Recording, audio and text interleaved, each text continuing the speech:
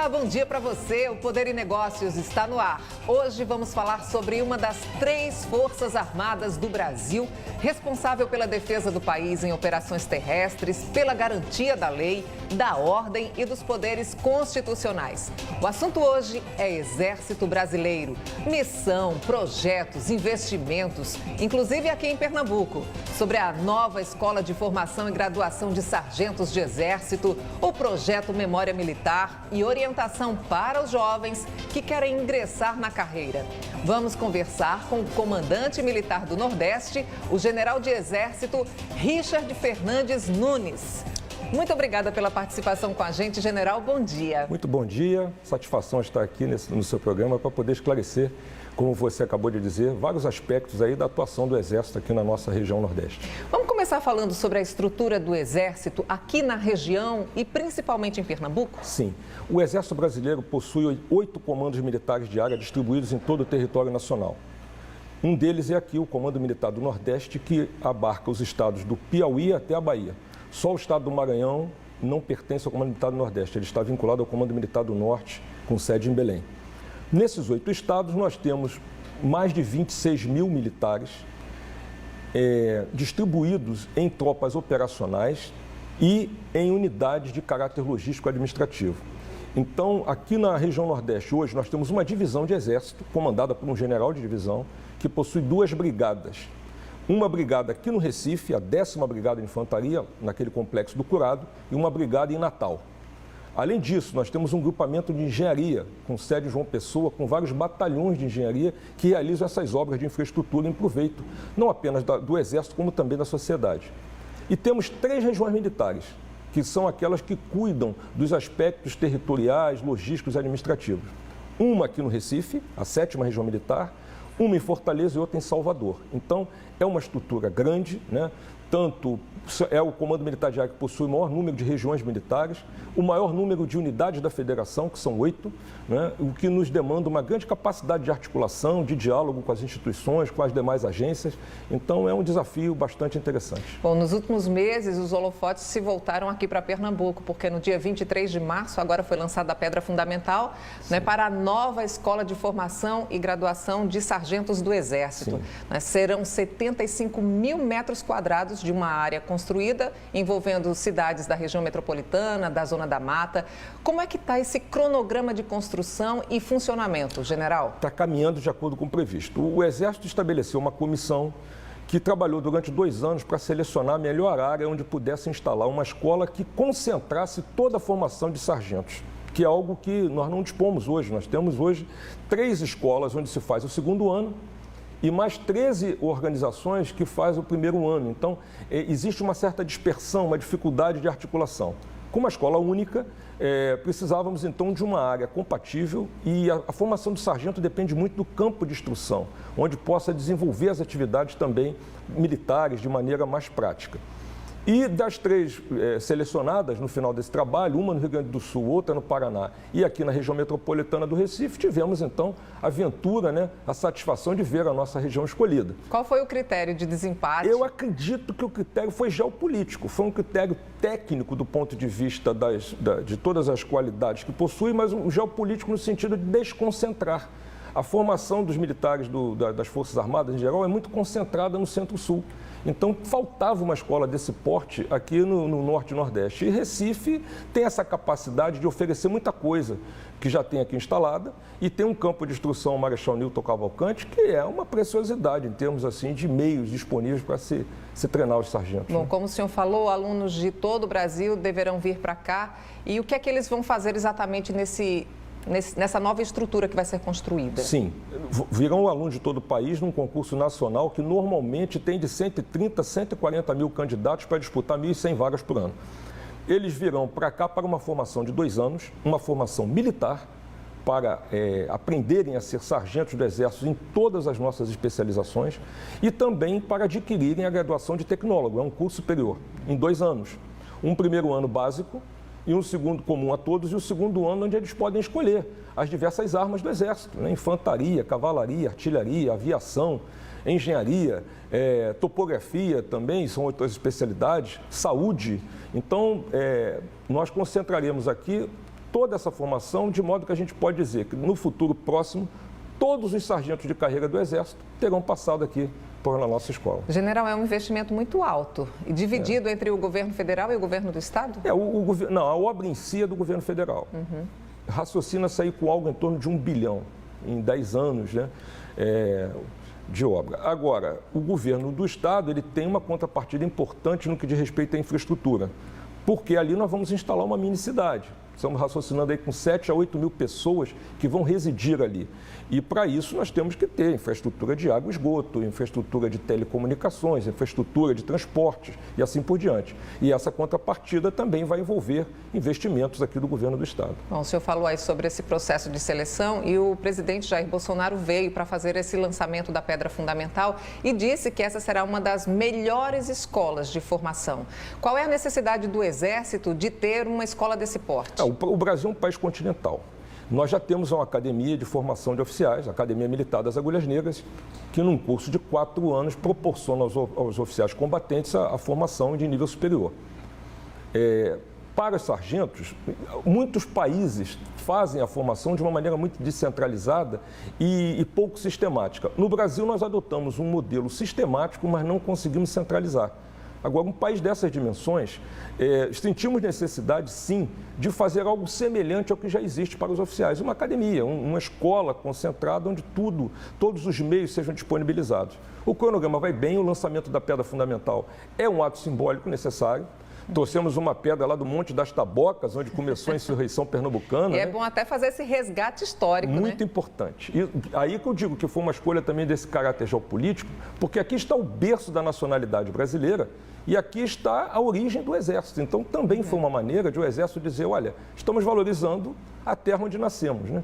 E isso tem o cronograma, com o lançamento da pedra fundamental, agora nós vamos partir para o próximo passo, que é o estabelecimento aqui de uma comissão especial de obras. É uma organização que se cria, se instala aqui para conduzir o trabalho de engenharia e a contratação de um projeto. E imaginamos que as obras devem começar daqui a 2 anos.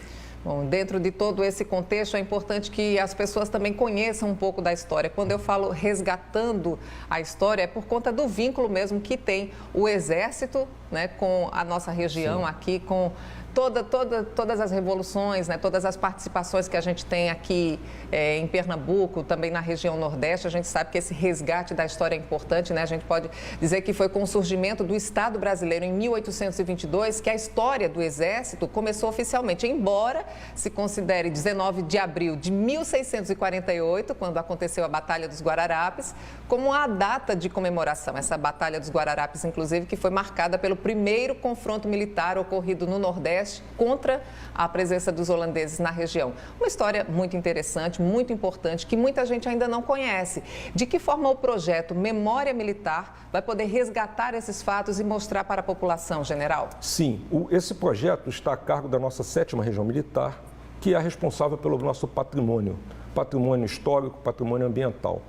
E nós já temos algumas instalações em muito bom estado de conservação. Nós temos o Forte do Brum, que está muito bem cuidado, que conta boa parte dessa história. E nós temos o Parque Histórico Nacional dos Guararapes, onde a batalha ocorreu, lá em Jaboatão.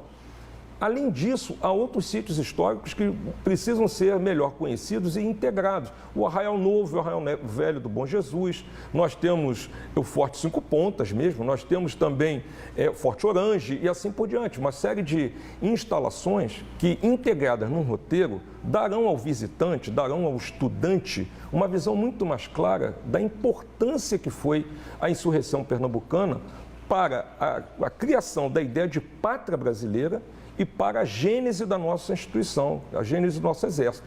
É como você acabou de dizer, quer dizer, o Exército só poderia surgir oficialmente com a independência, mas em termos anímicos, o nosso surgimento remonta aos heróis de Guararapes, aquela fusão de raças, né, em que terços negros, indígenas e brancos se juntaram para combater um inimigo comum e ali se forjou né? Todo esse conceito que nós cultuamos tanto dessa integração do Exército com o seu povo, né? O Exército sendo povo em armas. Então, dentro desse projeto, vocês deverão envolver igrejas, museus, fortes e alguns prédios patrimoniais e vão fazer um circuito para que as pessoas possam circular por esse circuito, por exemplo, no Forte do Brum, trilhas, ciclovias, visitas guiadas. Quando isso deve acontecer na prática? Isso já general? está começando.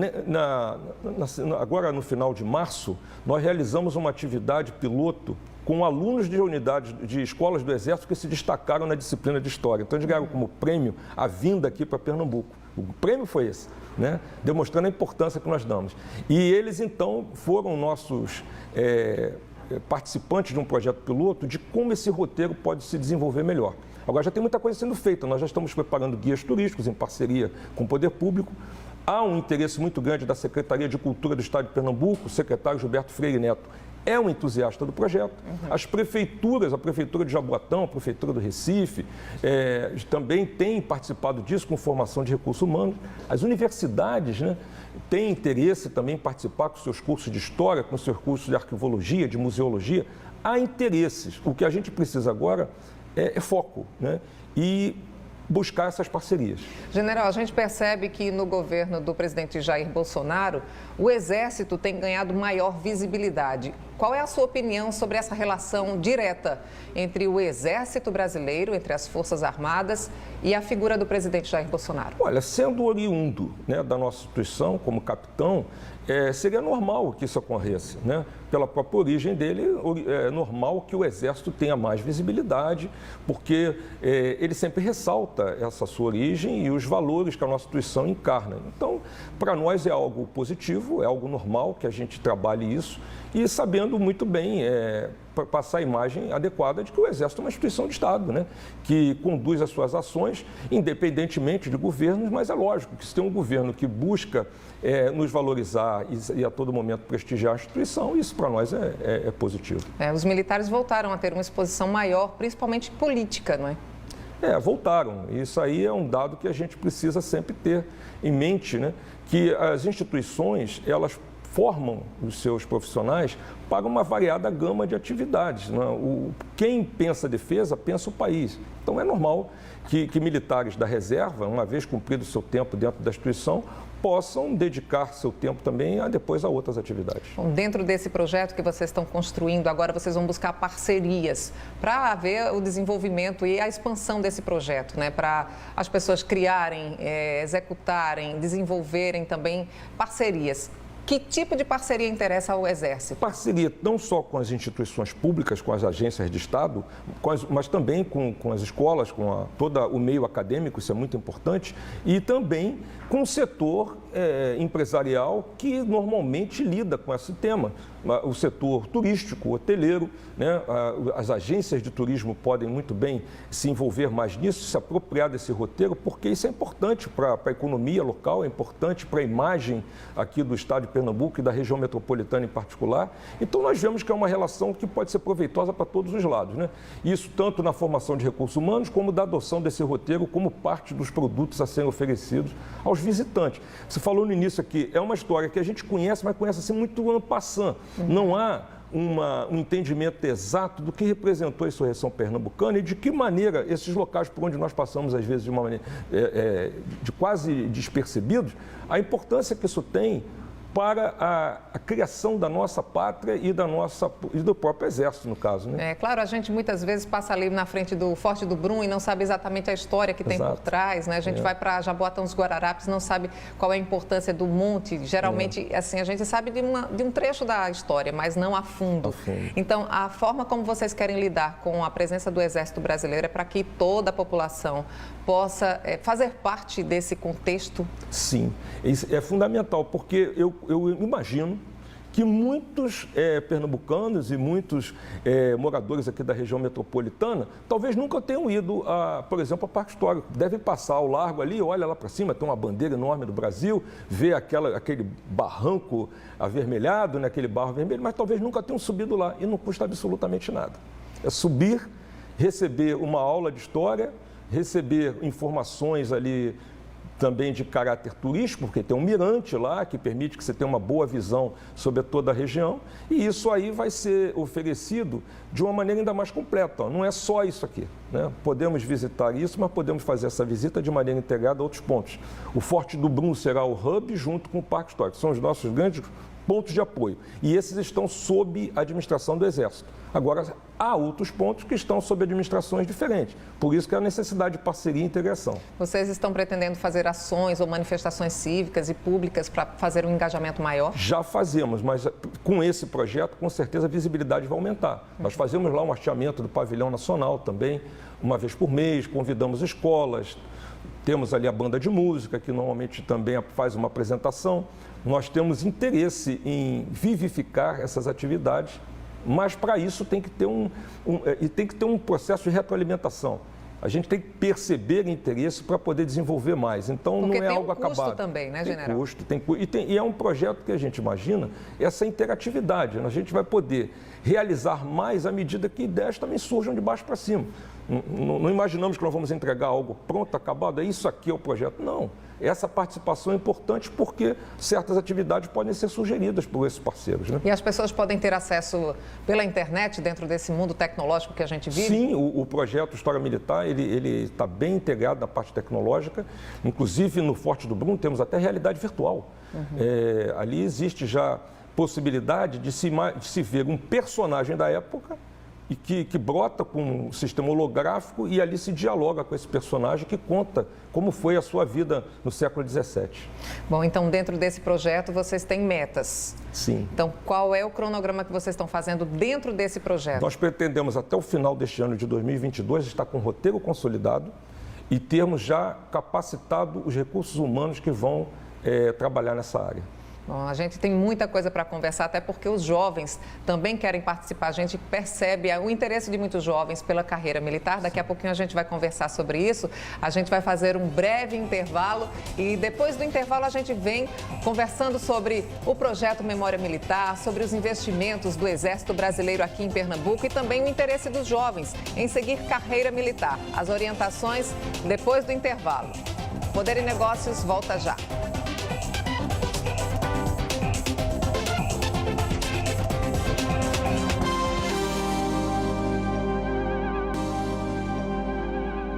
Estamos de volta com o Poder e Negócios, hoje falando sobre projetos, investimentos do Exército Brasileiro no Nordeste, aqui em Pernambuco.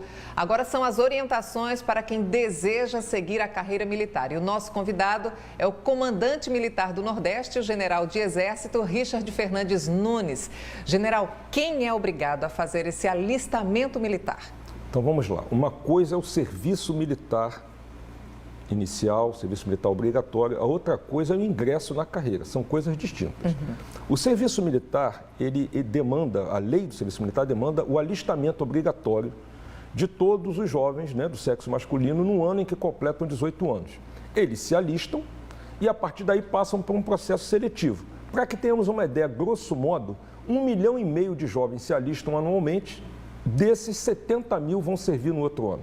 A obrigatoriedade é inclusive para aquelas pessoas que têm algum tipo de deficiência? Não, o alistamento ele é obrigatório, mas esse tipo de deficiência é observado logo no primeiro passo. Então isso é resolvido de imediato. Não é?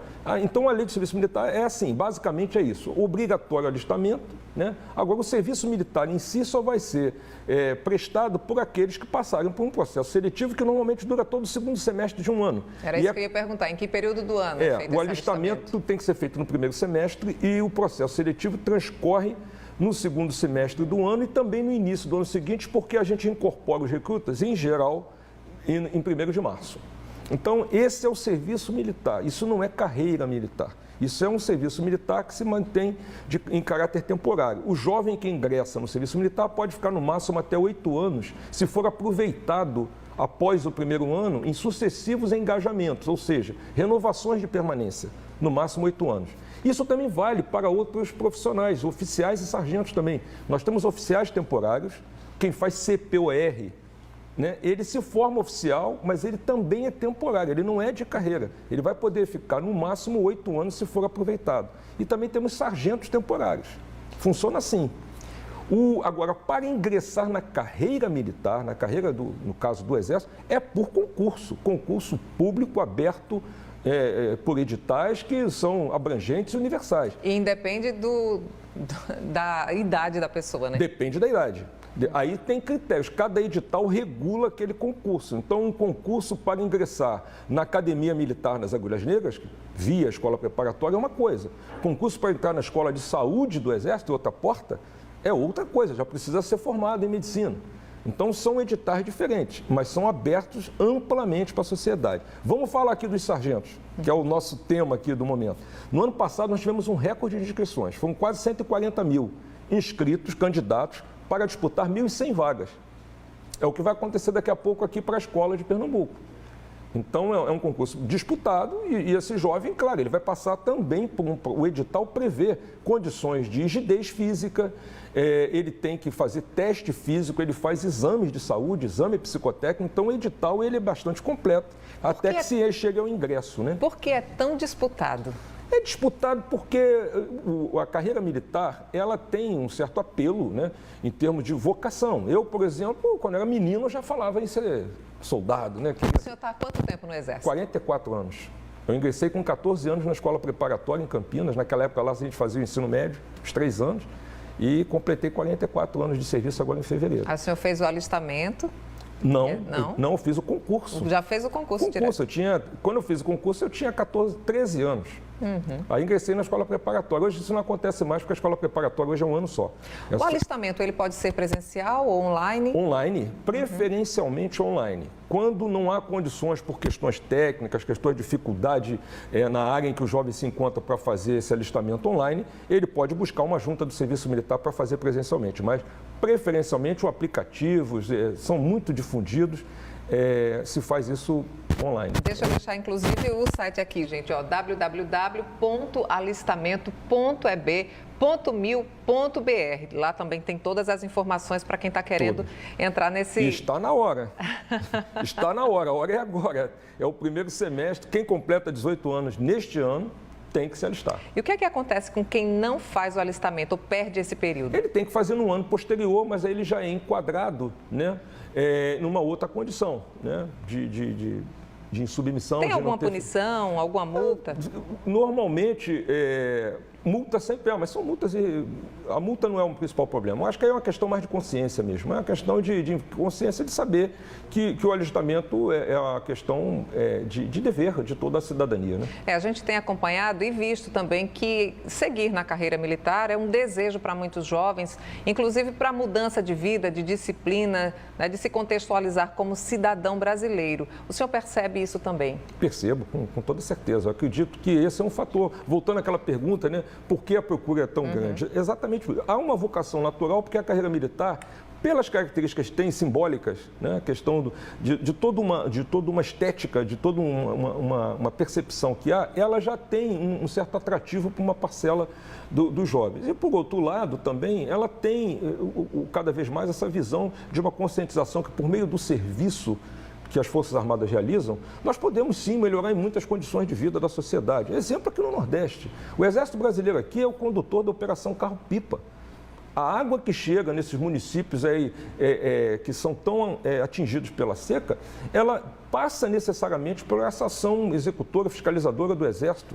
E estive agora recentemente, no mês de março, lá na Operação Acolhida, em Roraima. Quem está lá? Pessoal do Nordeste, do Comando Militar do Nordeste. Temos 319 hoje militares aqui do Comando Militar do Nordeste que estão se sacrificando durante 5 meses, começaram lá em fevereiro, vão ficar até julho, recepcionando naquela operação os irmãos venezuelanos que estão escapando daquela situação triste que eles estão vivendo lá. Em Pacaraima, na linha de fronteira, em Boa Vista, naqueles abrigos, naquele trabalho de acolhimento e até mesmo em Manaus, que é um processo de interiorização.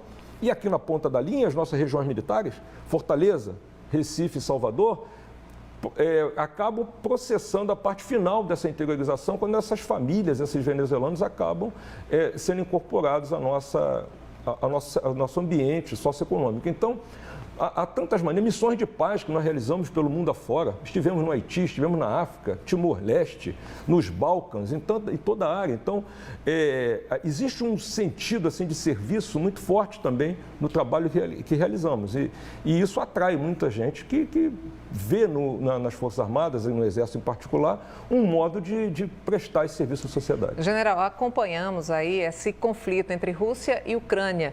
Há alguma possibilidade de os soldados, né, os homens, o efetivo do Exército Brasileiro entrar nesse confronto? Remotíssima, né? A não ser que esse conflito evoluísse, né, para algo global, mas do modo que a gente tem observado, não. O que nós temos feito é aprendido, né?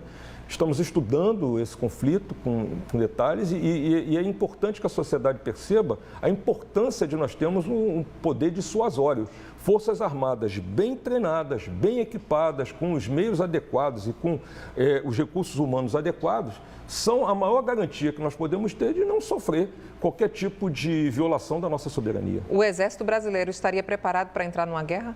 Sempre. Nós temos vários cenários e para isso existimos, treinamos para isso. Agora, os cenários que o Brasil imagina, eles são muito mais voltados no sentido de defesa, realmente. Nossas Forças Armadas são dimensionadas para defender a nossa soberania. Esse é o nosso papel, em cenários de variadas situações. Mas para isso treinamos, para isso nos capacitamos, para isso temos feito todo um ciclo de instrução anual, em que ao término de um período de adestramento, como chamamos, aquelas tropas estão capacitadas. Aqui em Pernambuco nós temos a 10ª Brigada de Infantaria Motorizada, por exemplo. O que é uma brigada? É um conjunto de organizações militares de capacidades distintas. Unidades de infantaria, cavalaria, artilharia, engenharia, assim por diante, que trabalham integradas em proveito de uma missão. Essa brigada, ela faz parte da Força de Prontidão do Exército. Nós chamamos de FORPROM. O que significa isso? Ela tem um treinamento ajustado e certificado pelo Comando de Operações Terrestres, que vem aqui e avalia se essa tropa realmente atingiu os padrões necessários para cumprir os cenários previstos de atuação para essa força. E nós temos feito isso com bastante competência. Bom, bastante competência e bastante trabalho, né? Também. General, a gente agradece demais, né? Todas as informações que o senhor deu sobre o Exército Brasileiro, sobre o investimento que o Exército quer fazer aqui em Pernambuco e sobre essa disseminação, né? Sobre todos os fatos relacionados ao trabalho que o Exército vem fazendo aqui. A gente agradece demais a sua participação aqui no Poder e Negócios, viu? Eu agradeço, em nome do Comando Militar do Nordeste, do Exército Brasileiro, a oportunidade de estar aqui esclarecendo, né, aos espectadores do seu programa, e tenho certeza que com esse tipo de informação é que a gente pode aproximar cada vez mais a sociedade da força que está a serviço da sua defesa. Muito obrigada, um bom dia para o senhor. E o Poder e Negócios fica por aqui. No próximo domingo, a gente se encontra novamente às 10 horas da manhã. Grande abraço, até lá.